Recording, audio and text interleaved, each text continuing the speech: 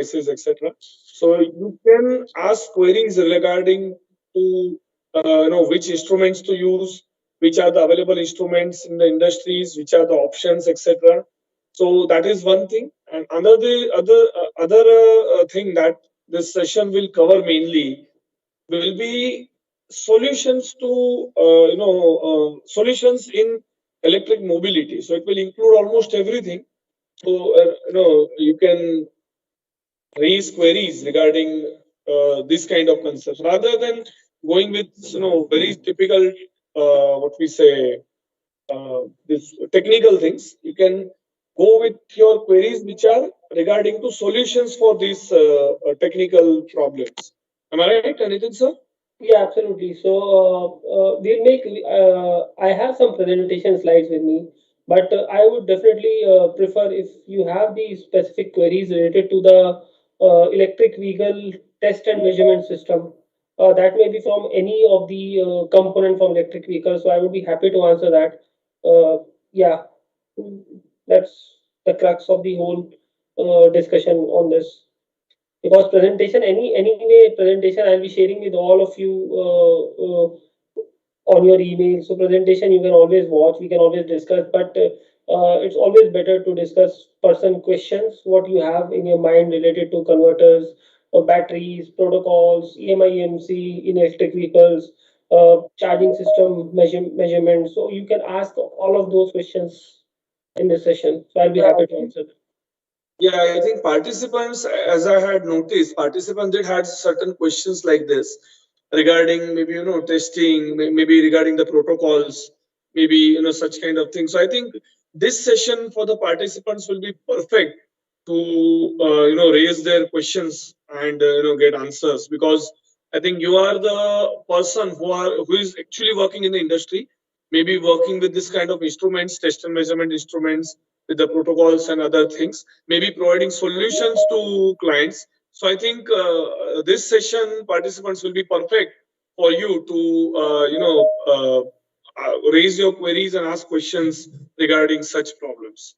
So I think it's already 12:49, and let me just check how many participants we do have here. I think we have around 60 participants already joined. So yeah, Nitin sir, I think we can start our session, because the next session we have after you is an international speaker. So we'll have to be very concise with the timings there. Yeah. So So let us. I guess the time allotted for my session is for 2 hours. Yeah, Okay. it's for 2 hours. Perfect. So you can, yeah, you finish up your session as your presentation everything is over, and I think we can dedicate some time for question hours as well, question answers as well. Yeah, that's the Yeah, plan. so it will count up properly. So Nitin sir, I hand over the I am session all to you. set, sir. So I'm all set. So whenever you feel Yeah, we start, I'm good to go. I think you can start the session now. I hand over the session to you. Okay. Sir? Yeah, So please. hi everyone, my name is Nitin Nigam. I am the application engineer for Tektronix India in power solution basically. I have been working in power domain for almost like 5-6 years with the bigger organization who are working as an OEM on electric vehicles or the automotive industry or the power industry. To be named some of them. I have been a part of the team who are actually designing the protocols and basically the powertrain modules for electric vehicles uh, from the government side discussions or from the private industries. So in this session, possibly I'll take you through the end-to-end e-mobility solution, right from the scratch, what exactly the electric architecture of a vehicle looks like, to the complete solution that can be incorporated right from the design team to the production, how exactly the things happen. And we will talk about the test and measurement part of it, how exactly the testing happens at different stages. So feel free to ask this question. From here, I'll just switch on to my presentation.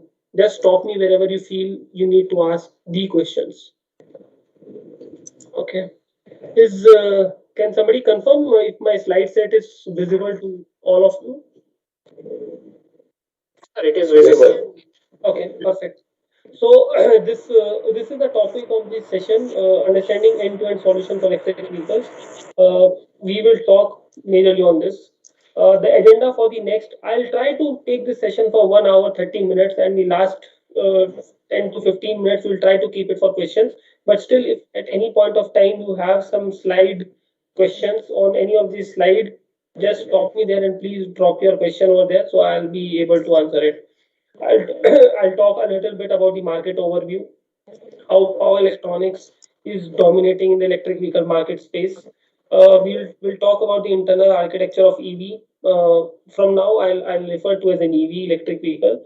What is the internal architecture? What are the six key application areas of EV? When you go on to the actual hardware design of an EV, what are the six major applications? So the six applications I have discussed, derived, and this is all my experience with different industries who are actually working into the EV. This is for four wheelers. A very similar would be on the two wheeler side of space also. So these we have incorporated the six application areas which are majorly as a part of an EV structure. What is a complete EV test and measurement solution? As I belong to Tektronix, I work for Tektronix. So as a Tektronix, what is a complete EV test and measurement solution that you can incorporate when you are doing into the design or validation or qualification of the EV systems? And then we will summarize the whole discussion over there. Okay. So power industry, if you look at the power industry broadly, there are few of the trends which are shaping the whole industry. Whether we talk about industrial trends, whether we talk about the automotive, data center, milgov or consumer market, but the overall the hottest power electronic trends are basically lies into the power electronics, which are the faster switching power converters. You all must be aware of that the new power devices, the gallium nitride or silicon carbide, has been the hottest trend in the power electronics. Power integrity is one of it. Power integrity, how your power circuit designs are correlated with the other domains. Wide band wide band gap semi characterization. Those are basically the power semiconductors and the battery management. So what is the new chemistry and what is the BMS system? So this all are the different power electronics trends which are happening right now in the industry. What we see from the industry in different applications, whether they are medical electronics, whether they are automotive, whether they are IoT, whether they are consumer electronics, military and government, whether there is a data center. So this is how the industry is shaping at different stages. Okay. Some of the recent trend. So this is for your reference. If you wanted to see, you just need to go onto the slide sets. Aerospace and defense. What are the new trends? What are the new trends in automotive? What are the new trends in industrial lighting or consumer? So how the different industries are shaping on the power electronics domain. So just for your reference, if you wanted to go through. Okay, from here on, we'll talk only of the electric vehicles. So electric vehicle is typically into three different type of domains. One is BEV, PHEV, and HEV. One is battery electric vehicles, so which are completely based on the batteries. There is no gasoline engine into it. It's only based on the rechargeable batteries. The second category is a plug-in hybrid electric vehicles. So they have a recharge batteries and they have standard gasoline engine turns on. So that's a hybrid electric vehicles. One is in hybrid electric vehicles, which are powered by both gasoline and electricity. They have their own braking system, which is known as a regenerative process. So the categories of the electric vehicles is being defined into three different domains by the industry. Similarly, the chargers are defined into three different type of chargers. One is the level 1 charger, level 2 chargers, and level 3 chargers. So depending upon the type of capacity that charger can charge in that amount of time, for an electric vehicle which can run for the duration of the time, that level of charges has been defined. So level 1 takes almost an 8 hours, level 2 takes almost 4 hours, and level 3, the new chargers which are coming up, they can charge approximately in 30 minutes up to 90 miles range. So this is how exactly the charger markets are defined on. So if you look at the some of the few examples of it is if you talk about Tesla has recently launched a new electric vehicle with a charging capacity of 15 minutes. So those are basically the gallium nitride based EV chargers which have been launched by them, and it's like more faster EV charging systems that has been designed by them. some of the key examples how industry defines the different type of chargers.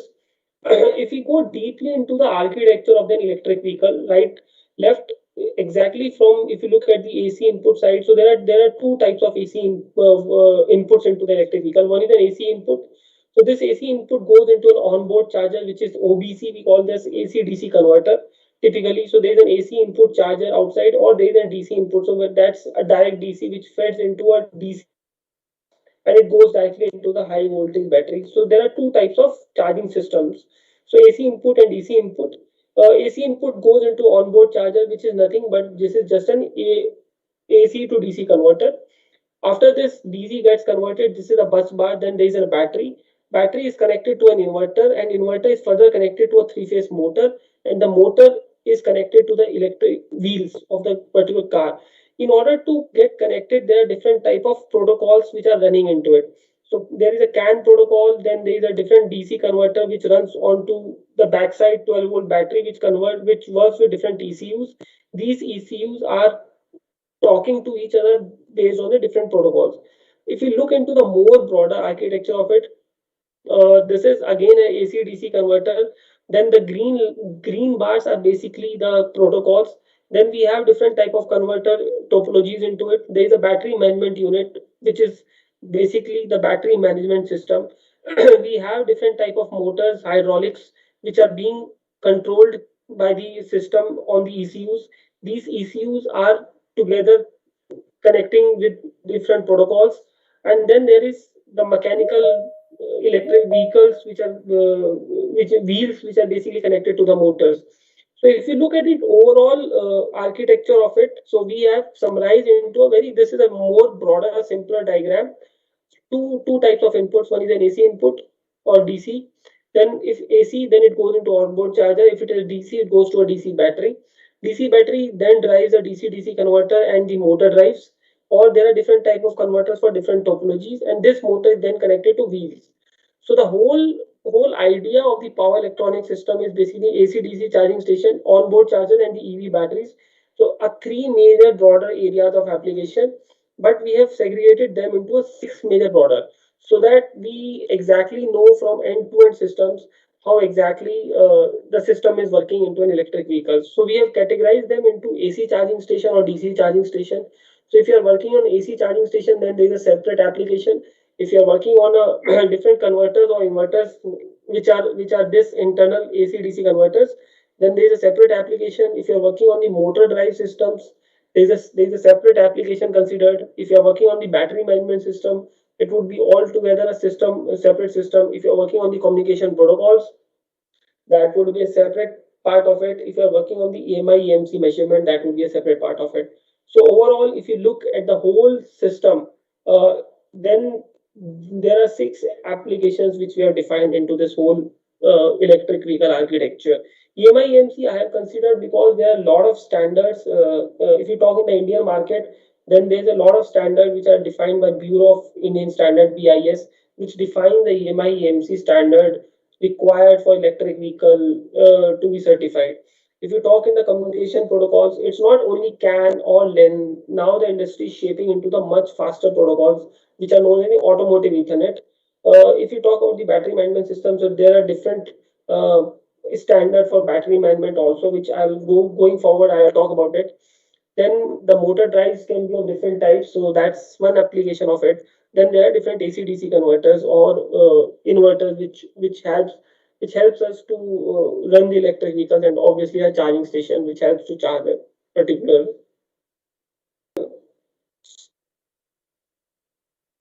And that we have identified in the electric vehicle. Any specific question till here? If somebody has it, he can ask. He or she can ask. Okay. Okay. uh, Basically, when we talk about an AC charging station, then there are different type of test parameters that needs to be defined for designing these type of charging stations. So as an industry, we have been doing all of these tests, which I have listed down. It might be a single phase or a three phase. I have listed down the different test items uh, which are needs to be performed when you're doing an AC charging station. So this is basically test before power on test, open close test with loads, output power test, overcurrent protection, communication. List down the different type of tests which are being required into a AC charging station.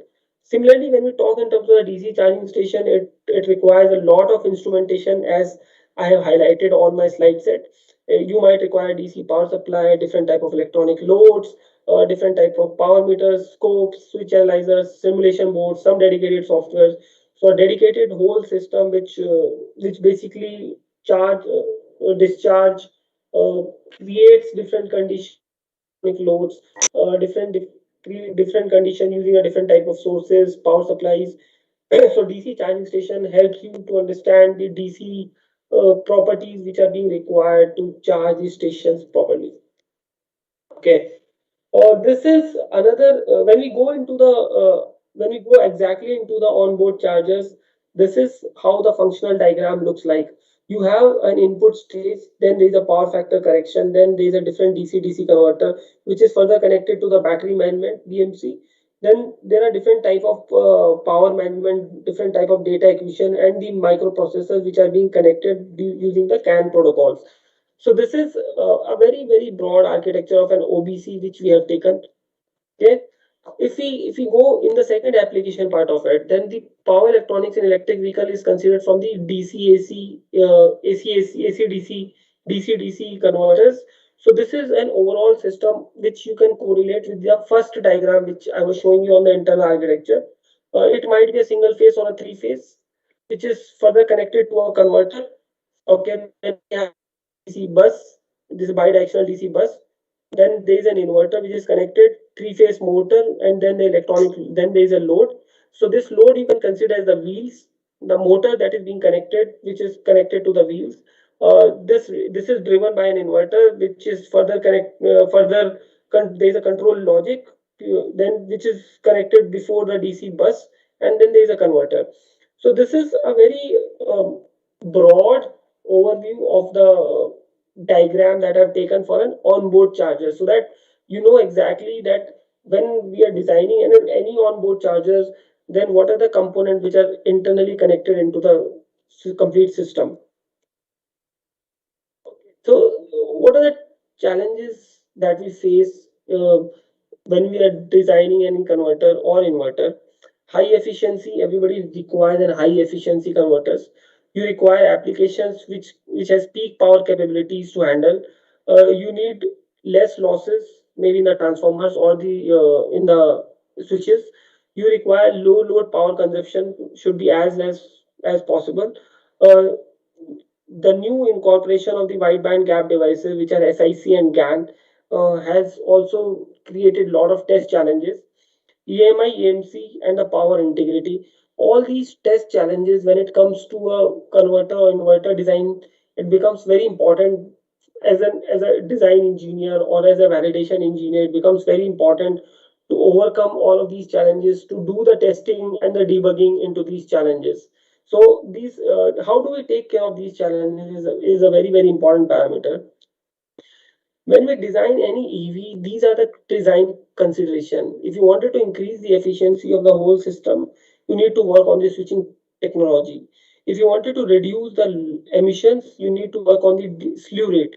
You need to reduce the load reactance. If you wanted to work on the reliability of the device, you need to work on the robustness and the thermal management. If you wanted to reduce the weight and the volume, then switching technology or the topology is very important, because there are a lot of converters and inverters which are used. So choose what switching technology are you using? Are you using SI devices, or are you using SiC or GaN? That's very important. If you wanted to decrease the complexity of the whole system, the switching technology and the topologies are more important. So these are the design consideration which industry is actually working on. They consider these parameters as their consideration when they're going for a new design in electric vehicle. So efficiency, how efficient you want to design, how complex you want to design, how reliable you want to design, depends on these key parameters. So it's very important to understand that when we are designing any electric vehicle component, or when we're testing any electric vehicle component, what all the major factors we need to consider for. Okay. So now coming to you would be knowing, or you would be working on different type of converters. Somebody might be working on AC/DC, somebody might be working on DC/DC. But what are the critical measurements when we actually design that when the application? So I'm talking on the board level. So when you have actually designed a power converter and you wanted to do the test part of it, the validation part of it. So what are the critical measurements for power converters? So I've just taken an example of an AC/DC converter. Okay, so this is a very typical AC/DC converter. You might consider a DC/DC, you might consider a DC/AC, you might consider single phase, you might consider three phase, or the measurement challenges remain same. So right from the input side, we are doing some measurements. So these are very common. Most of you would be aware of it from the input side or from the output side. Okay, this is something interesting. You actually want to measure the losses across your devices. So you might want to measure the turn on losses, turn off losses, conduction losses, total losses, slew rate, IDS, dynamic on. You might want to measure the transformer losses, okay, which the transformers that you're using into your converters. You might want to see the BH curve. You might want to see the copper losses. You might want to see the magnetic properties in the core. You might want to see the inductance in the loops, inductors, okay, or you might want to see the control loop response, how your actual converter, the frequency response analysis, how your converter is stable or not. So you might want to do all of these testing at different stages. So if you're working on any converter design, so it's very important to do these testing at different stages, at the input side or the output side or the transformer sides or the switching side or from the overall stability side of the whole converter design. So these measurements are applicable for DC-DC, DC-AC, AC-DC, all different type of converter designs. So if you are working on the ground level converters, it's very important to understand all of these measurements, the importance of these measurements at different stages. So I have segregated them into different formats, right from input to output, from AC-DC to DC-DC, power stage.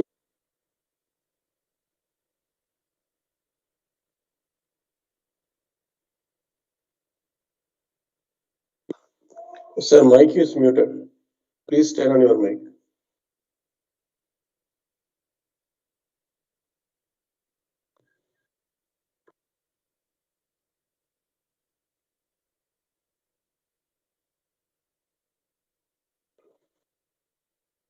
Sir, no audio.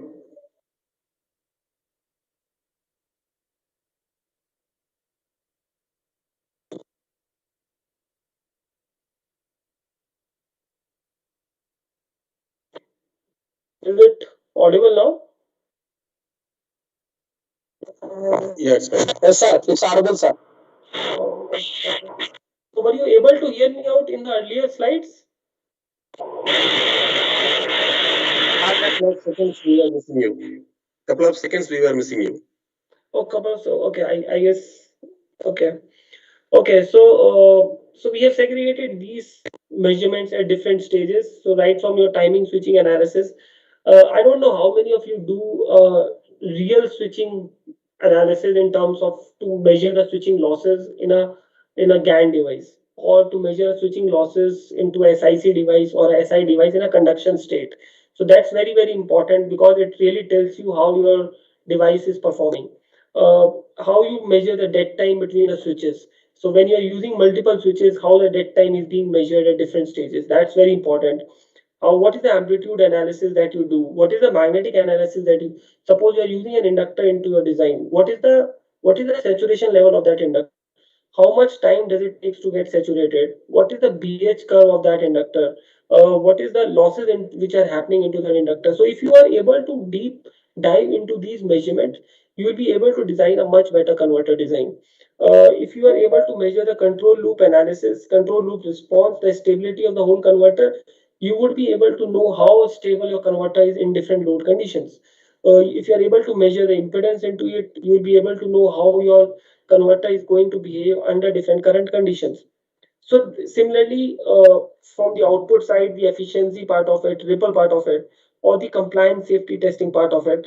So these are the different critical measurement that we are doing on the onboard chargers or from the AC/DC, DC/DC, or DC/AC converters. Okay, just to show you how exactly they looks like. Uh, when we are doing the power converter measurements, so similarly we are doing the input analysis, which gives you the power quality. It is as good as you are doing a power quality analysis of the input side of the converter.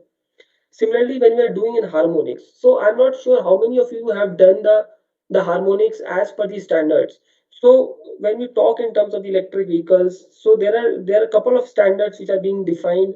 As I have mentioned into my slide set also, so there are different type of standards. When we are doing it for DO-160, so these are like airborne standards. So if you are designing a converter which has to be used in an airborne facilities, then that has to be comply with DO-160. That's an international standard. Suppose if you design military applications on a shipboard, on a ship, then MIL 1399 is a very dedicated standard. When you're doing it for normal amplitude, AM14 is one of the standards which are used for different protocols on a defense systems. It's a kind of a standard which is used for defense systems. Then 6100 is basically for consumer electronics and the automotive industry, which majorly is being used. So doing a harmonic analysis as per the standards is a very crucial stage of characterizing any converter. It's very important to understand whether your converter is following that particular standard or not, which really helps you to get the correct limits, the tolerance limits of the harmonics of your converters at proper stage. Inverse current input capacitance, so these are like a regular measurement which are being done on any specific converters. Okay, this slide set is important. Switching loss measurements. This is important because this really tells you how your switching device is performing. So you can actually measure the turn-on losses. You can actually measure the conduction losses. You can actually measure the turn-off losses. These all losses can be analyzed in a real go situation. So when I say real go situation, I mean that when your converter is actually taking onto a load, it is actually into a design. Then how you wanted to see your switches is operating in different conditions. So what is the conduction time for that switch? What is the conduction losses? What is the turn on losses? How much time it takes to turn on? How much time it takes to turn off? So you can actually see the performance of your switch in a real life situation. Similarly, the safe operating areas is a very important parameters. We all know that when you wanted to use any component into your design, then there is a specific specifications which are defined for a component. Suppose you are using any MOSFET into your design. Those those devices are rated, when you see the data sheets of those devices are rated to work as per 25 degrees Celsius or the room temperature. But when that component goes actually into an electric vehicles or into any specific converters, they are not working on a 25 degrees Celsius. They might work on 70 degrees Celsius, they might work on 60 degrees Celsius. So there would be a different different temperature conditions, there would be different environmental condition on which they work. So this measurement is basically designed to actually know whether your device is operating in different ranges of maximum current, voltage, and power. So if your device fails in any of the three situations, you can actually predict that your device is operating into the maximum voltage and it fails. Or your device, when it is going through a maximum load, it fails at different voltage or the current levels. So it tells you a real life situation of actual converter, of actual switch which is being used into a converter. Slew, di by dt and dv by dt, as I told you, these are the slew rate measurements, the rate of voltage and current with respect to time. This actually defines one of the key parameters when you are designing your converters. So how your voltage and current are changing with respect to time. So this is a very important measurement which people do in the industry when they wanted to see the real life situations of a switch. Okay, dynamic on resistance. So this is also a conduction measurement. So when actually this happens, when the device is actually operating. So when the device is operating, what is the dynamic on resistance for that? This measurement tells you that particular parameter. Magnetic analysis. So this is something interesting which I personally also like, and people in the industry actually follow one of the Tektronix method to do this measurement. We are actually showing you the live BH curve of a core of an inductor. So this measurement tells you the magnetic property. So whether it's permeability, whether it's BP, BR, HCH max, delta B, delta H. It tells you the inductance values. It tells you the magnetic losses into the core itself. So we have defined different algorithms across it, which tells you the different type of losses into the core itself. So this is one of a Tektronix patented algorithms or a measurement that helps the designers to validate what are the losses that are happening into the core as well as into the transformers. So this is a very interesting measurement to do in the actual converter design. Okay, Ripple, most of you would be knowing about it. Ripple is one important parameters. So you wanted to check the output, the AC ripple on the output of a DC. So this is a very important ripple. The difference in the way the industry does the measurement is they might want to see the ripple which is happening because of 50 hertz, and they might also want to see the ripple which is happening because of 100 kilohertz of a switch, or maybe 1 megahertz of a switch if it is a GAN or a SIC, or maybe 40 kilohertz of a switch. So it's very important to analyze the frequency ranges of the switch. Well, how the ripple is changing with respect to the frequency. Is it because of the line power which is happening? Is it because of the switching component which is happening? So understanding the low frequency ripple and high frequency ripple is very important. I mean, this really defines or it really defines the quality of the converter.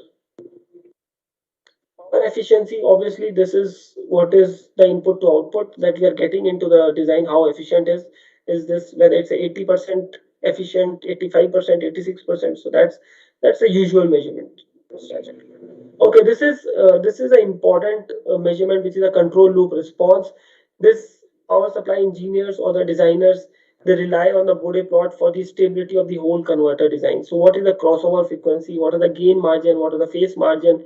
This is a dedicated important measurement which people are which I see a trend nowadays. For the last 1 year, I have been asked a lot of questions on how exactly we are doing the Bode plots. So what looking become? Mr. Yes, uh, sir, your voice is a little feeble. Can you be a little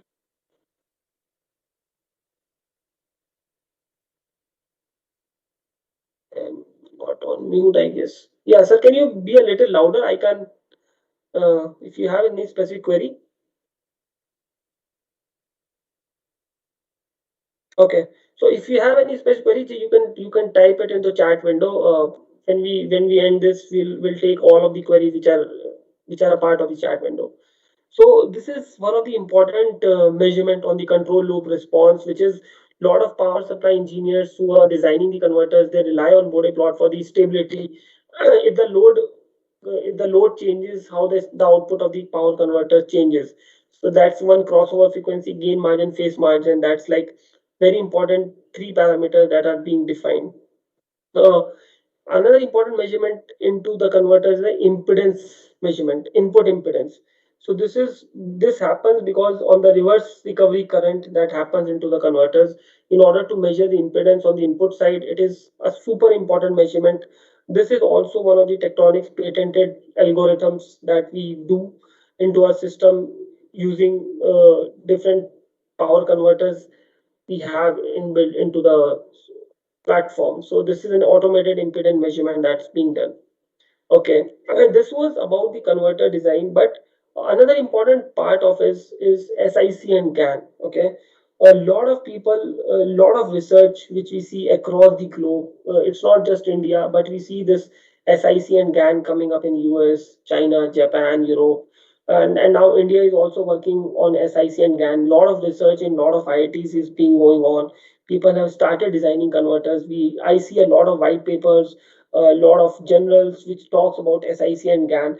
The application of SIC and GAN is very important in the electric vehicles, because if you wanted to reduce the size of the ECU, so if we know how many ECUs are generally a vehicle has, if you talk about normal car, so normally an ECU in a normal car, if you talk an example of a very basic car, there would be hundreds of ECUs. So if you talk in a top end car, there would be thousands of ECUs. So if you wanted to reduce the weight of the whole car, if you wanted to increase the efficiency of the whole system, whole machine, you need to reduce the size of your converters, because the converters contribute to a lot of weight into the electric vehicles. If you wanted to reduce the size of the converters, you need to switch on to the GAN and the SiC devices. They are much faster. They have much faster switching speed. They get much faster charge. Okay, so if you talk about the size and the power density, so we are shrinking it to 80% to get the most higher efficiency. So this is a Toyota SiC based battery charger. So you can imagine the from the left hand side what you see to the right hand side what you see with respect to the GAN SiC based charger. How to get more power density? Okay, so this is an example of it. You have smaller parts, capacitor inductors. So on the left hand side, if you'll see, these are 200 volt silicon device. So this is a real picture which I have taken from TI, and one of our customers, I can't name, but one of our customers use these devices into their converters. So left hand side, if you see, these are 200 volt silicon device, and the smaller one that you see is a GAN device, which is the same 200 volt with 25 milliohms RDS and this 30 milliohms RDS. Similarly, if you see the GAN and the SiC based device, so the size of that is almost half of it. So we have so in order to get the higher frequencies of the switching, you have smaller capacitors and inductors. But this also comes with a lot of challenges. So we are getting there are different type of challenges that happens with GAN and C. So what are the different differences between GAN and SiC? The Miller charge QG is much lower, so which allows faster switching speed in GAN, but they require less parasitic capacitance, resistance, and inductance. The maximum VGS and maximum VTS is much lower, SiC, but they require very tight regulations of VGS and VTH voltage. So if you look at the typical gate bias voltage also onto the GAN, so it's like 0 to 3 with respect to 9 to 15, minus 9 to 15 volts. So gate bias voltage is typically very less in comparison to a GAN systems also. So you can consider that when we have uh, Miller charge, which is the Miller plateau, basically that the time is very less. So the switching speed of the GAN devices are much faster. All the SiC devices are much faster, so they are operating at a much faster switching speed. But it's not easy. So the testing parameters are very typical for GAN devices. Uh, if you are measuring on the Miller charge, which are much faster, you should have the ability to measure extremely fast dV by dt and dA by dt. You should be able to measure VGS on all gate nodes in a circuit on high side and low side when you want a tight regulation of VGS and VTH voltage. Okay, require a tight regulation of dead time to minimize losses. So you should be able to measure correctly turn on time, turn off time, dead times, phantom ringing, which is happening on the high side and the low side switches.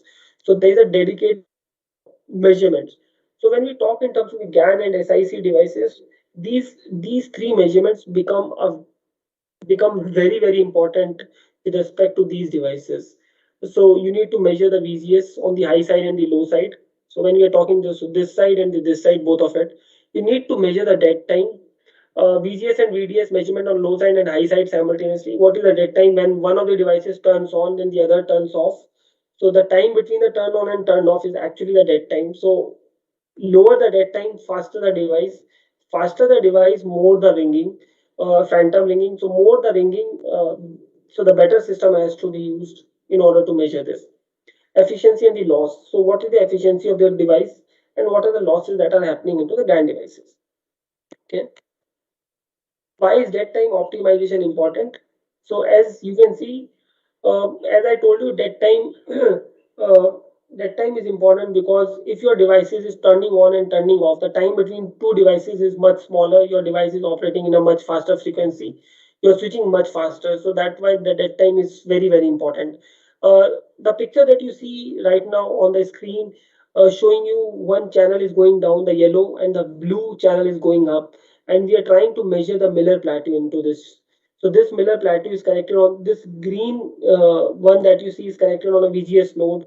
So on the high side, so you can easily imagine this point that is marked is a Miller plateau but the lot of ringing that happens. So this ringing can't actually tell you when the device is turning on. So if you don't know the turn on time properly, you might not be able to calculate the turn off time. Your conduction time will be much smaller, much higher. Uh, if your conduction time is much higher and your device capabilities are much better, then you are actually not taking the full utilization of your GAN or the SiC devices. So dead time optimization is very important. So how do you do these measurements? Generally, these measurements are being done on a differential probe. So there are a lot of questions that are being asked. Are these measurements can be done on using a differential probe? Do they have a required bandwidth? Do they have a required voltage ratings? Do they have a required floating voltage ratings? Do they have the enough low inductance or the enough low capacitance? The answer is traditional answer is no. So you can't do a measurement on a GAN and an SiC based devices using a normal differential probes. So what really happens? So the one that you see on the left hand side is the yellow image is basically a simulated results on the oscilloscope. But the one that you see on a purple waveform, that's the actual signal which is being captured. So the result does not match. So you'll not be able to really measure the turn on. You'll not be able to measure the Miller plateau. You'll not be able to measure the dead time. You'll not be able to measure the conduction time. It becomes almost impossible on a GAN and SiC based device to measure these parameters. Okay. The problem is the common mode rejection ratio. The common mode rejection ratios are very poor on a normal differential probe. So it requires some specialized solution to get this problem sorted out. So that's altogether a different topic. So I'll not go into the product based, but these are separate systems, optical systems, which are used in power electronics for doing these measurements. So there is a separate system for that. I'll not go into the portion of that. Another measurement is a motor drive analysis. Motor drive analysis is a very important measurement that a lot of people does. So this motor drive analysis basically uh, is the next stage with respect to the converters or inverters. So you remember the first diagram, we had the inverter which is connected to a three-phase motor drive. So what are the motor drive measurements? So if you are using any of the BLDC, induction, PMSM, universal stepper motors, which are used in different electronics devices, they might be chosen upon the type of applications. So as you can see, if you're talking on the BLDC motors, they are high efficient, they have high dynamic response. If you're choosing an induction motor, they have low cost, they are more robust. If you're using a permanent magnet, so they have low rotor inertia, higher torque and better performance. Depending upon the type of the application, the motors are chosen. The drives are chosen depending upon the applications. Okay, but the measurement that are very important to motor drives are the three-phase measurements of the motor. So when you wanted to measure the three-phase power quality, where we are seeing the phase 1, phase 2, phase 3, the different three-phase measurements. Uh, so you can do the different type of wirings basically into the system. Okay. Okay, now here again the harmonic analysis comes. So when we were talking on the harmonics on the converters, we were talking on a single phase with respect to a particular standard. When we are talking on the harmonics on the motor drives, then also we are talking of the standard. So IEEE 61000 is one of the very useful standard, and IEEE 519. So these are the two standards which are used by the motor drive analysis. So these are international standards which defines your pass and fail status when you're using the motor into your design. So if you wanted to characterize the motor efficiency and the motor electrical parameters, how it is operating into different load conditions, then it becomes very important to measure these as per the standards. Another is an output analysis, which is the measuring the overall efficiency of the whole system. So efficiency is basically testing how efficient your motor is in different load conditions. You can actually define that and you can measure that into the system. Okay. Then there's the phasor diagrams, which basically tells you the lead and lag of voltage and current. Okay. Ripple analysis on the motor on the three-phase systems. Okay. So you perform all of these measurements related to the phasor diagrams or the three-phase analysis in terms of the waveforms, measurements, and the harmonics chart. So overall, you get a complete picture of the motor drives. We have also other which are onto into our platform, which we are talking, which define the torque and speed of the motors. So they are not covered into this presentation, but yes, we can talk separately if somebody wants to talk on that terms also. So these are all electrical part of it. Apart from that, the third application, which is another important measurement, is the battery management system. So BMS is considered, so battery management system is considered as a part of the battery pack. It is basically a different type of cells which are combined together to form a pack. So what exactly is there into a battery pack system? So you have a battery pack, then there's, so it's basically a module. Module has different type of cells. So the testing is being done at the cell level. The testing is done at the module level or at the complete battery management system. So when we talk in terms of the battery management system, so we talk in terms of the cell level testing, module level testing, or the pack level testing. Okay. There are typical different type of. I have taken an example of a technical specification of a cell of a BMS system. So this is a complete BMS system which defines cell. What is the cell voltage? What is the number of channels? What is the cell temperature? What is the pack voltage? What is the pack current? So this is from the cell level. This is from the pack level. This is the external interface of the battery drive system. What are the different type of digital inputs? Analog inputs, temperature channels, digital channels, and what is the communication, how the battery management system is communicating with the other devices. Now the BMS has also come up with the different type of connectivities. This slide said mention CAN, but now they have also come up with an automotive Ethernet. So this is how a whole system of the BMS looks like. So there are different type of test packages from cell to level. So the application that covers when we talk in terms of the battery is battery charge and discharge, performance test, battery cycle life test, battery capacity test, quality check, and the production testing.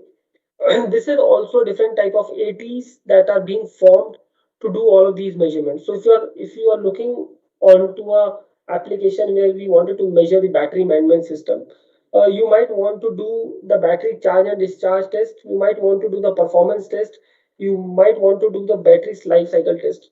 All of these tests are different conditions.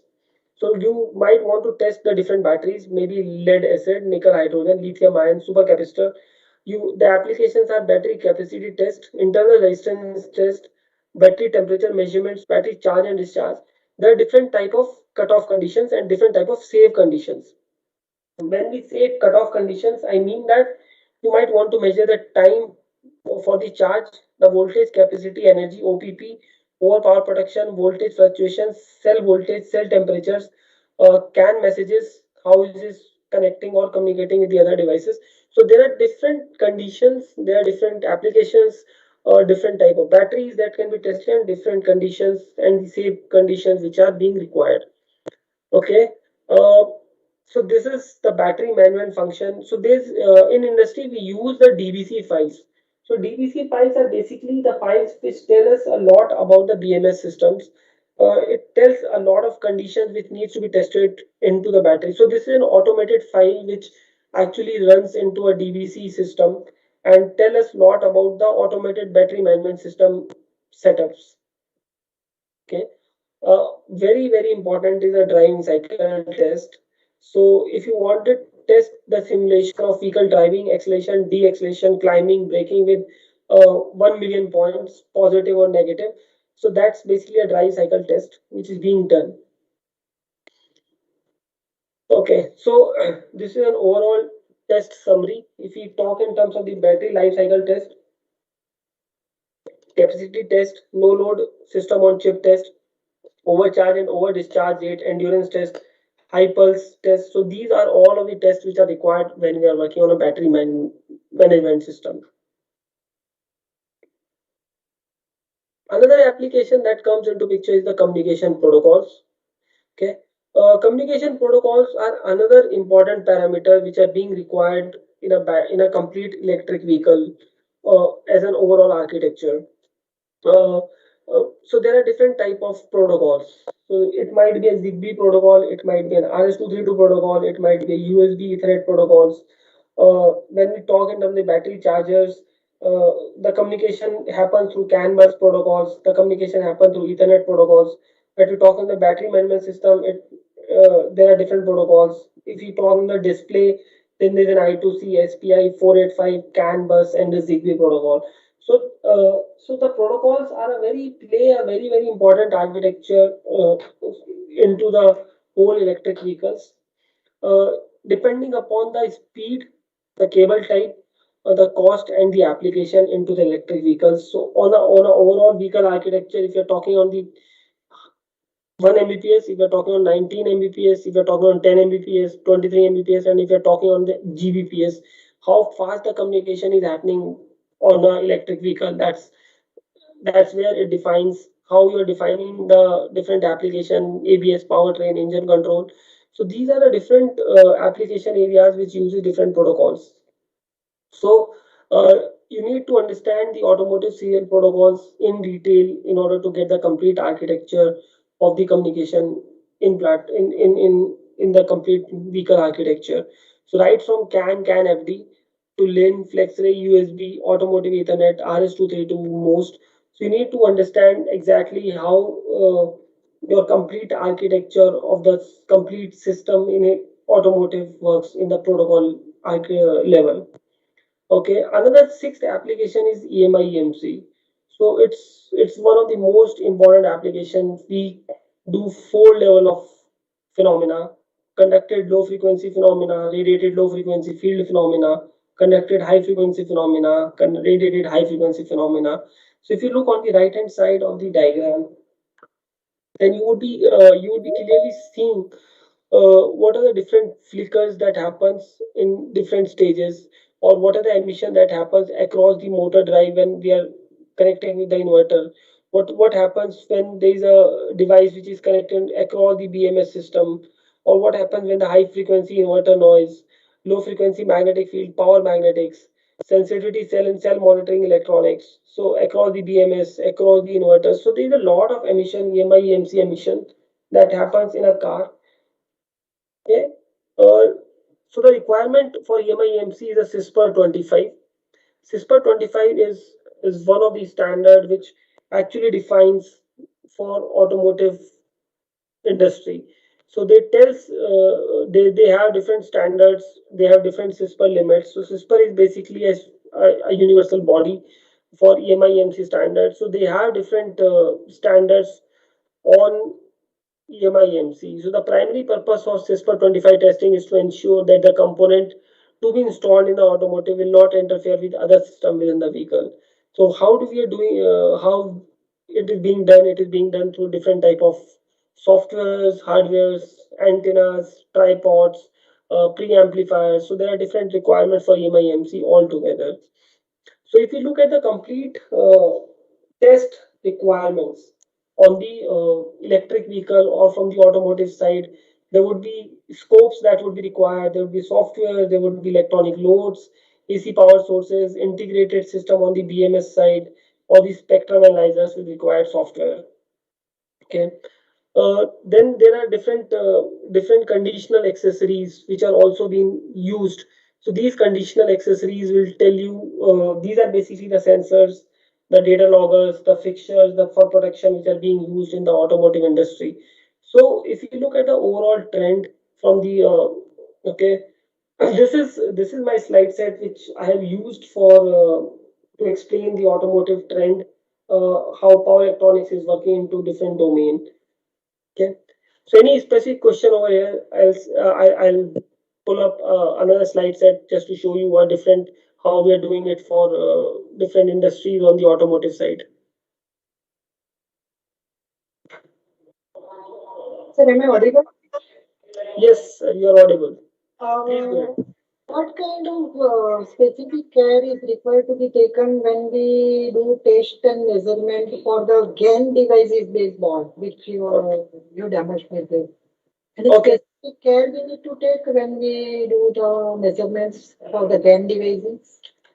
Yeah, I am just coming to it. Yes, I'll open that.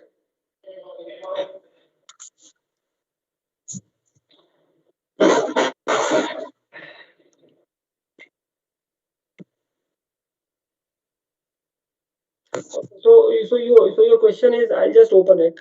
Just a second. Maybe. Just let me know, sir, when you are able to see my slide set. Yeah, it's visible now. Yes, yes. Okay. Okay. So what really happens is, uh, okay, this slides I showed you where you see this yellow channel versus the purple channel. So yellow, what we have done is it's a simulated results of a in a MATLAB, and we were trying to simulate a device and characterize the VGS side of it, and we could see that the it's a very plain Miller plateau. The one that you see Miller plateau, that's the Miller. So that's the time for the device to get charged, and then the turn on time starts. But in the purple one, you don't see that. Okay, why this really happens? This really happens because of the common mode rejection ratio. Okay, so when you are using a normal differential probe, the the devices have a very poor common mode rejection ratio. At 100 megahertz, it's like 26 dB common mode rejection ratio on a normal differential probe, and that is in any differential probe in the industry. So when we are talking, so GaN devices requires more better common mode rejection ratios. So if you look at this slides, I'll just pull up this one. Okay. So this is so there is a specialized method that Tektronix is doing. They're using an Isoview probe, okay, which is Tektronix Isoview probe for doing these measurement on the SiC based converters, which is 1 million is to 1 at 100 megahertz. So you just compare when we are talking on the common mode reaction ratio of 26 dB at 100 megahertz versus 1 million is to 1 at 100 megahertz. So that because of the architecture of this probe, completely isolated. There is no electrical path into this probe. We are using a separate optical converters. So if you look at this, this is the probe tip. Then we have electrical to optical converter. Then there is an optical to electrical converter, and then it goes into the oscilloscope. So the tip which actually touches your VGS device uh, shows you the connectivity in terms of the electrical, but as soon as you touches it, it converts into a optical signal, and then it transfer onto the optical fiber. So this whole testing which is being done does not introduce any inductance which is created by the electrical path of the probe itself. So it becomes very easier for user to characterize the turn on and the turn off of the GaN and the SiC based devices. It's a very it's a very I would say easy approach, because when you are using a differential probe, the complete electrical length of the probe creates a lot of noise into the switch itself. As soon as you connect it with the switch, it creates a lot of noise. But since we are using an optical method to measure this, the noise is comparatively very less. Okay, sir. May I ask you the cost of this probe? Cost, I'm not sure, sir. I mean, like, I can connect you to the concerned person for this. I had also tried to get one paper which I think would be very useful for this, the whole team. Let me just open that paper. And this paper can actually be very helpful for anybody who is working on the SiC based converter. I got that paper today morning. Somebody shared that paper, and possibly I'll share that paper with the whole team also, so that uh, I don't have an IEEE access, but I'm sure a lot of people in this group would be having an IEEE access. So so they can actually download that paper, and they can have a good study on that. So is it visible now? Yes, sir. Okay. Yeah, it is So this visible. Doing a yeah this validation of SiC power. yeah this paper name is Modeling and Validation of SiC Power Modules. You probably can download this paper, and this talks about IGBTs and SI MOSFETs, SiC based MOSFETs. This talks about the different type of VGS measurements, and if you look at the experimental setup over here, I don't know if that picture is completely visible to you or not, but yeah. So this uses an Isoview optical probe for VGS measurement. Is it visible to everybody? Hello. Yes, sir. Yes, sir. Yeah. So yeah, this paper talks about this Isoview optical probe for VGS measurements. So this is a very interesting paper. I have just got the abstract. I'll try to get this paper from IEEE. I'll purchase this paper. But yes, this paper talks a lot about doing these measurement using an optically isolated probe on the SiC based devices, and the results are very beautiful. If you look at the results on the top bottom side, the results are very interesting. So if you look at the screenshot of the oscilloscopes, so you look at the VGS side, yeah, this yellow one, and where the device goes down, and you see the current also where the current gets up. So you can actually measure the turn on, turn off. So very interesting results on Nitin, the so what is oscilloscope. the switching frequency here in this case? Pardon? What is the switching frequency in this case? Can you just tell me because I'm unable to check that. I am, sir. I don't have the exact. So let me just look at the. Just check whether it is available in that. Yeah, it should be available in the paper somewhere. I just got this today morning, so I thought that I'll share it with the team so that people who are Yeah, working please. on this. Yeah, because while I was working in my MTech, in my research work, I had used this. I was working at a frequency of 200 kilohertz. So in there, I had received, I mean, the results were not that much clear, though I had used this Tektronix differential probes itself. So But still, differential probe. So the high that's frequency was not clear. So this may be helpful to me as well. so, That's why I so was the asking. problem with the differential probe is that the CMMR ratio, which I was showing in the slide set, when you talk in terms of the common mode reaction ratio, the differential probes have a very poor CMMR ratio. That's where the whole picture comes. So, so if you can correlate your result, then you would be seeing a lot of ringing on your measurements. Yeah, that's what I saw because these results were very clear. In my Yes, measurement, I had got much of this ringing, which was actually not there in the device itself. I mean, in absolutely. the So device of that's the converter, but on the I mean, on the oscilloscope, I was getting much of this ringing. absolutely, sir. Yeah. So Yeah. that's what the whole system. Drain current is like TMN.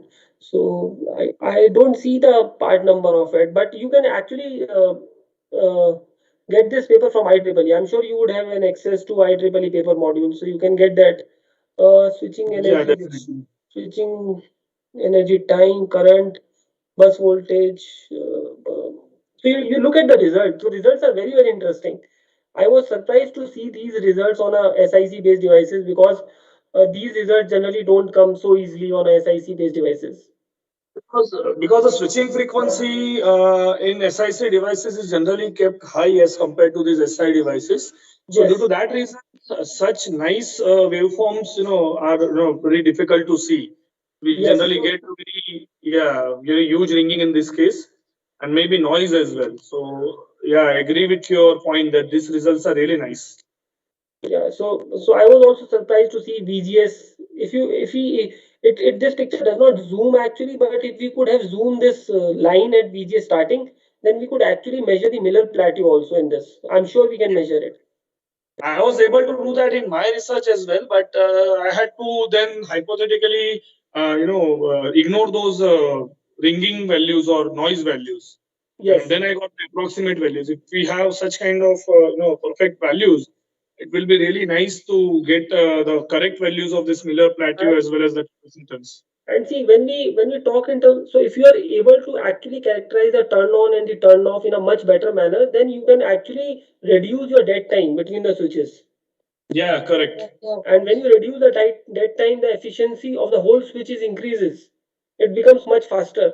So the efficiency of the whole system increases going forward. So that's what the major idea is all about, sir. Yeah, that's what the major idea all about. Yeah, so if you get into this slide set, just a second. So this Isoview probe, basically, when we talk in this Isoview, there is no electrical path into this probe, and this complete optical path helps you to analyze your signals in a much better way. So you can actually, you don't have any specific uh, inductance which is being created, and there is a lot of ringing and the noise is removed from the whole system. So that's what the idea is all about. And if you look at the CMR ratio of this probe is exceptionally good. In fact, if you look at 100 megahertz, it's if you look at the 100 megahertz, it's actually is a 120 dB. If you look at 10 megahertz, it's actually more than 150 dB. So this is a very interesting aspect of this Isoview Probe, which is being offered, and you can actually see the high side of the VGS, low side of the VGS, VDS, and low side of the VDS also. So it becomes very easier for you to analyze these type of switches. Okay, going back to our original presentation, right? Yeah, I'll just open up the slide set first. Okay, going back to my first slide, the electric vehicle architecture. Uh, so when we talk in terms of the test and measurement solution, the complete system is defined, as I said in the earlier, it's defined into six applications, key applications. So onboard chargers, AC input, DC input, inverters, motors, battery, DC-DC converters, communication protocols, and the EMIEMC. So that's where we play. Tektronix plays a very important role in order to do all of these measurement into a single platform or using different multiple platform in an automated test environments. That's that's what the complete electric vehicle test system architecture looks like. Okay. Any specific question on that? Sir, Yes, please uh, go ahead. uh, with this, is there any provision of thermal analysis of particular device in a simple manner? So, so thermal analysis. There is a provision, but it's not available with Tektronix. To be honest, I'll be so there are other organizations who are working. Fluke, I'm sure you must have heard about Fluke. Fluke and Tektronix are one sister concern company. So Fluke has the thermal analyzers which are being used for these thermal analysis of these devices. Tektronix does not have a direct solution to do a thermal analysis. Okay, sir. And what about the calibration of this device after some time? Calibration, calibration. We have the calibrators which can be used to calibrate these devices. There are calibrators available. Okay, sir. Thank you. Yeah. So this whole system. So generally, what people work when we are going into different industries, uh, there are a couple of industries who have segregated their departments into different domains. Somebody might be working on the power electronics part of it. Somebody might be working on the BMS part of it. I'm sure in this group, in this whole forum, there would be people who would be working on the separate divisions. Somebody might be working on the power converters. Somebody might be working on the battery part of it. Somebody might be, because this group does not involve people who are actually building up an electric vehicle. There would be separate people who are working on a separate domains. So when we combine all of these together, then we form one system.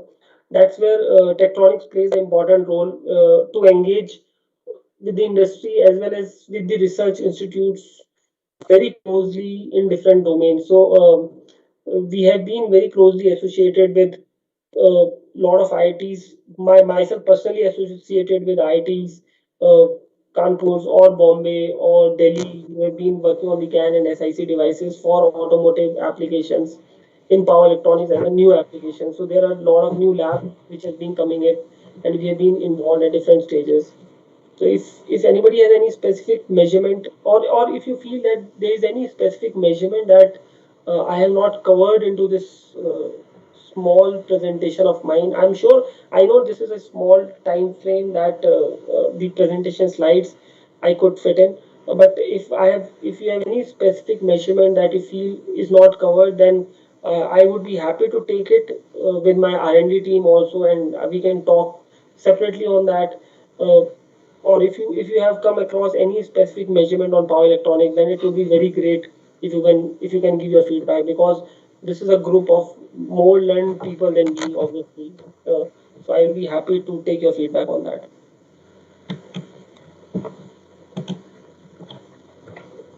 Is there anything which you feel is a missed out from the power electronics measurement part of it?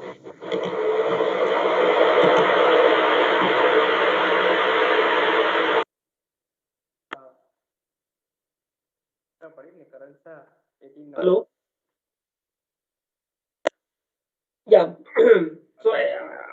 that feedback is definitely most welcome. So what I find most important is how do people do the switching analysis? That's very important. How do people do the magnetic analysis of the core? How do we do the inductor losses? How do you understand those losses in a real time situation? How your saturation is happening into the inductors? How your MOSFET is behaving in a real time conditions in the converters? How your motor is actually behaving in different load conditions. Is your motor actually following the standards which are being defined for the motors? Those are like real life situations and the real condition that we actually do and test into this electric vehicle test systems. So Tektronix has a complete solution right from your starting point to the chargers to the EMIEMC. If you work on any specific domain, I'll be happy to talk separately also, and then I can take a more technical discussions related to it. Okay. Yeah. So with that, I'll conclude my discussion here. If somebody has a queries on any specific measurement, and I'll be able to answer it. I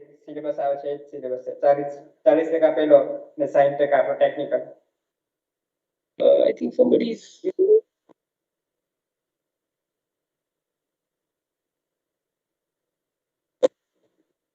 Yeah. So is there any specific measurement? Sir, Yes, sir. Please. sir, can we use multi-level inverter in the place of VSI? That is the one of the application that we have been working on, sir. I can't name that IIT, but yes, one of the IITs is working on a multi-level converters into this. Okay, because generally when we are talking about inverter, they are saying VSI. Sir, another question is, sir, we are getting from VSI, we are getting the three-level waveform. Sir, harmonics is are there. So how we are eliminating the harmonics in practically that I'm not getting. I'm not sure, sir. Sorry, I am not sure. I am majorly into more of a testing side of it. So I think from the designing point of view, I will not be a good person to answer that question. Okay, sir. Thank you, sir. I'm sorry for that, but I might not give you a good answer. Okay, sir. I'm actually not. I think I know a bit about this. Yeah. I can tell you my experience.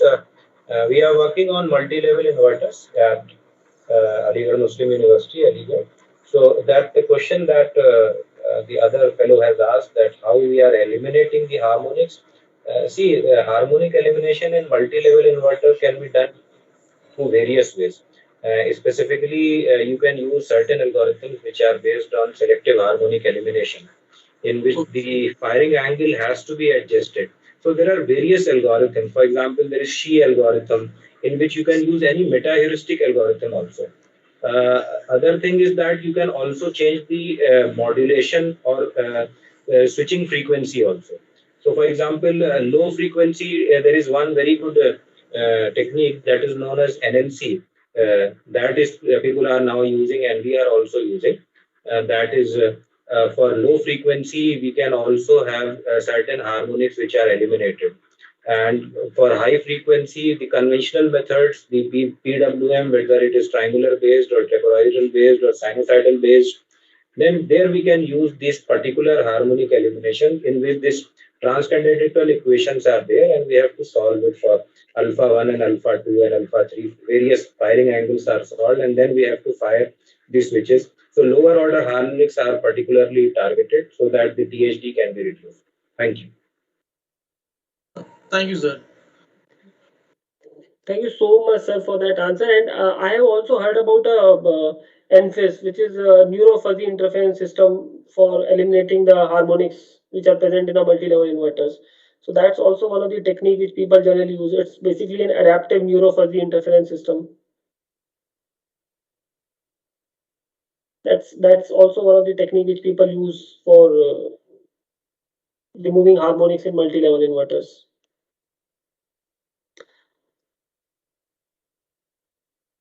Yes.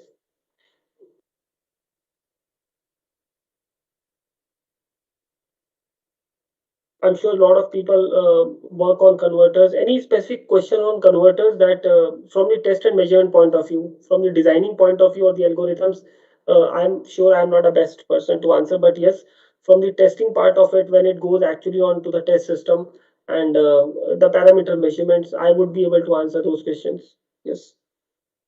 Or from the Hello, motors. sir. Yes, yes, ma'am, please. Actually, we can go for isolation and non-isolation converters, no, sir. What do you suggest that which isolation will be better? So, ma'am, you're talking about the measurement part of it or the Conversion part. no, I didn't get your question. Can you be a little more specific? Actually, when a charging station has been to be constructed, we go for DC-DC converters, no, sir. In Okay. that, isolation process will be existing and non-isolation process will be existing. That is by using only transformer and the conversion process, and again with the help of power electronic converters. Right. What do you suggest? Better to go with isolation part or with the non-isolation part? Isolation. Isolation. Isolation. Isolation, yes. Yes. If isolation is existing, then EMI and EMC problems will be there, no, sir? So generally what happens, ma'am, for EMIEMC, we have to use some shielding method to remove that EMIEMC issues from the charging part of it. So there are different type of shielding mechanism which are available to remove that EMIEMC, to eliminate that EMIEMC part. Okay. How can we identify that EMI-EMC problem, sir? So, ma'am, there is so you'll have to use a spectrum analyzer. Okay. Okay, along with the near field probes. So there is a technique which is known as radiated and a conducted emission. So if you wanted to, so in this case, it would be majorly into the radiated emission. So you'll have to use a spectrum analyzer along with the near field probes to identify those EMI issues. If there is a radiated EMI that is happening across after shielding. Okay. Thank you, sir.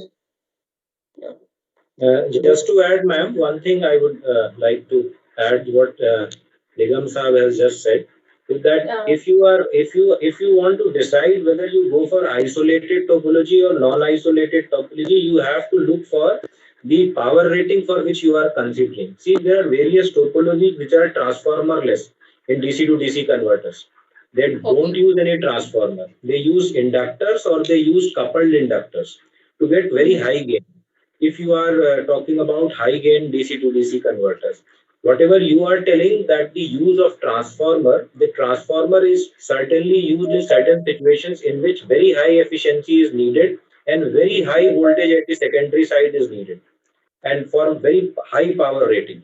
So in that situation, this non-isolated and not a common ground configuration doesn't work well, because we have seen in our experiments and we have observed it in our lab also that the efficiency of these non-isolated converters without transformer fall very steeply at higher duty ratio because of the parasitic resistances. So that's why you need this transformer at some point of time. However, if your power rating is small, for example 200 watts, 300 watts, not in kilowatts, okay, then you can use this non-isolated configuration in which there is no voltage gain is good, but there is no transformer in between. So each of these configurations have merits as well as demerits. And there is a very good paper, a review paper on step up high gain DC to DC topologies by Firoz Shah. There is an Iranian group working on this high gain DC to DC topology. So if you just go on IEEE Explore and write down the review on high gain DC to DC topology, it's a very highly cited and very beautifully written paper. And in all these pros and cons of different topologies have been discussed. Thank you. Okay, sir. Thank you so much. Sir, can you please share that paper title, no? So that I can go through that. Okay, I will share on the group. Okay, thank you, sir. Your good name, sir? My name is Mohammad Zaid. I'm presently working as assistant professor in Aligarh Muslim University, Aligarh, UP. Okay, okay. Thank you so much, sir. It was Thank based upon voltage, we decide which one will be better. Yeah, there are so many parameters, but voltage and power rating are important ones. Okay, okay. Thank you so much once again. Thank you so much, sir. That was really insightful. Yeah.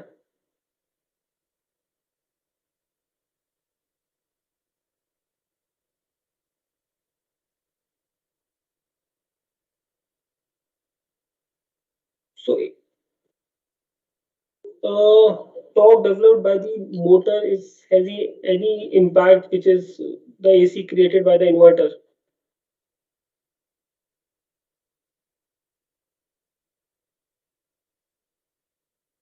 Hello.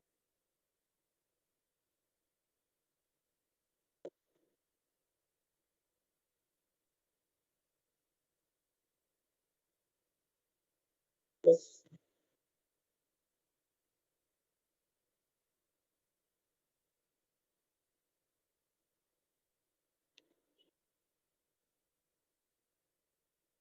Nitin sir, so I think are you done with the session as such? Yeah, I'm done. I'm done with the presentation, and the we had good technical questions also, and thanks to few of the team members in this group for helping me out with the questionnaires, which few of the team members asked.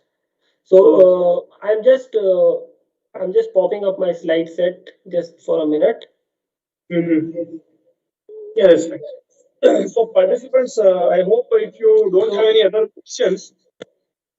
so we can just get connected on LinkedIn if you feel like, and if you wanted to have some more detailed discussions or some specific sessions on the test and measurement side by Tektronix on specific converters, battery management, or EMIEMC, just get me connected. I'll be happy to do that session, especially for your team. Because in this session we were majorly talking on the top level architectures and the measurement part of it, but if you wanted to see a real measurement and how do we exactly do it, I didn't have, we have few of these setups available in the office, but since we are not traveling right now, but going forward, if you feel to have a real GAN, gallium nitride and SiC based measurement, then we have a setup available in Bangalore, and I can call that setup to show you the some real live measurements on the GAN devices, or if you wanted to see something on a communication or EMIEMC or AC charging station measurements. So just get me connected, and I'll be happy to show you some live sessions. Yeah, actually, Nitin, Yes. so I had already requested Jatan sir to do that Okay. because initially this session was scheduled for the same thing, so that participants can view a live demo of that, as you said. But Oh, due to some health issues with Jatan sir's family and all, yeah, we had to reschedule the talk with you. So actually, sir, otherwise, what he was happens? I going was to trying actually connect to skills from Bangalore. I tried to get the probes from Bangalore to Delhi, but due to lockdown, I our logistics were not working. So otherwise, I would have set up actual measurement on a Yeah. GAN device today. But due to lockdown, I could not get the instrument and the probes and the setups at my home. And unfortunately, we had to go only through the presentation. Otherwise, this session I wanted to keep a real live demo also. But no, no, Yeah. not a worry, sir. Going forward, if whenever you feel like, maybe in the since the lockdown is open, we can get the instruments and then we can do this. Yeah, you can, sir. What we can do is, you can, once it is done, what you can do is you can share me a video of those measurements with some explanation and all. And what I can do is I will share that video with all the participants, and I'll again, try to join it with your this session and upload it on the ATAL website as well. Oh, okay, perfect, sir. Yeah, So you can, makes sense. you just send me that video as soon as possible. Maybe your or maybe from Bangalore if someone is able to do that. That's fine. Sure, sir. I I'll can share that video. share it with all the participants as well. Sure, sir. I'll share that video, sir. Yeah, I think that would be a good option. Right? Perfect. Uh, Thank you so much from the GC Valsad team for inviting me for this session, and it was a good learning, a good session, interactive session. and I hope to get connected with the team members very soon on a different platforms. So Yeah, that definitely, sir.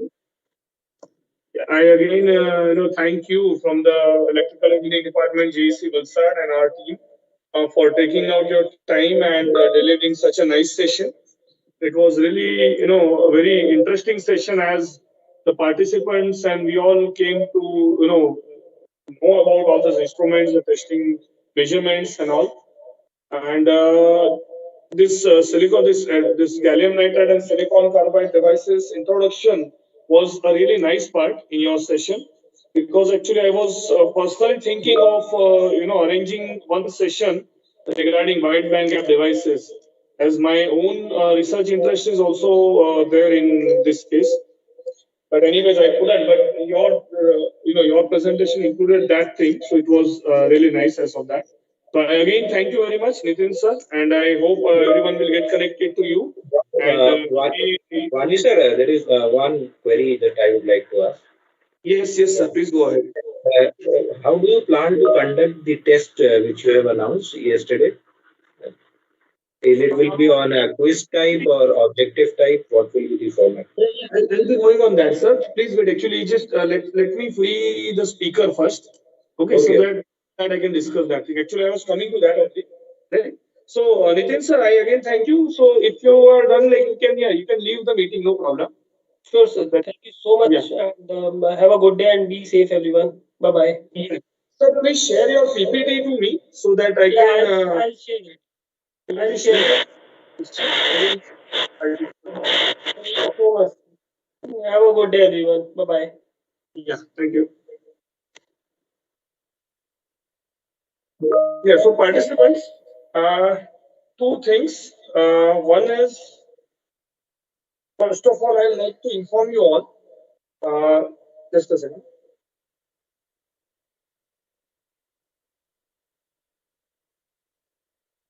Yeah, so I'd like to inform you two things. The first is that